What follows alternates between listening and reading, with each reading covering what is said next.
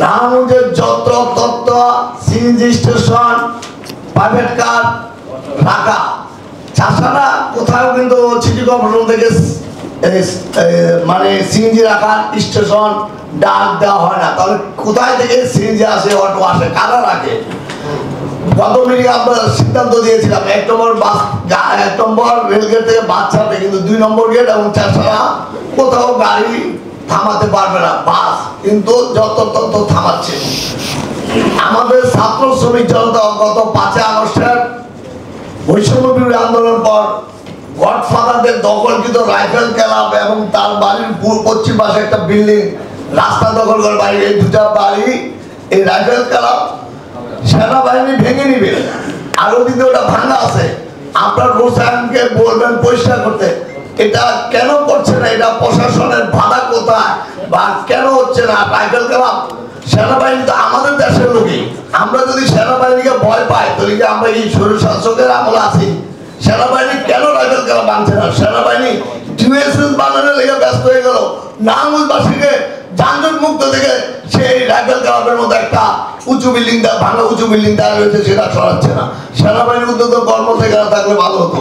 দেশ বিশাল অনুরোধ করবো, আপনাকে অনেক সময় মাঠে নামতে হবে, কারণ আপনার ট্রাফিক বিভাগ, আপনার থানার পুলিশ ওসি সাহেবরা কি করে? নারায়ণ থানা, বন্দর থানা, ফতুল্লা থানা, এই 3 অফিসে তো শহর পরিচালনা করে দুষ্কর ব্যাপার।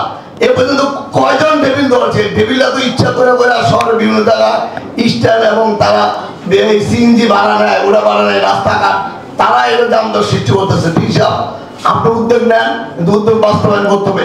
সিটি কর্পোরেশনের মিটিং আনবেন, উপসচিব সব আসবে, প্রশাসক সব বাস্তবায়ন করে। আপনি বলেন আপনার যোগদানের আগে থেকে নারায়ণগঞ্জে যে এই বিবি রোড, কালীবাজার তো এখন বাস ঢুকতে পারে না, শিয়ালদুল্লাহ রোড আর ওই রোডগুলি যে গর্ত হয়েছে, এখন কোনো ঠিকাদাররা কাজ সম্পন্ন করে নাই।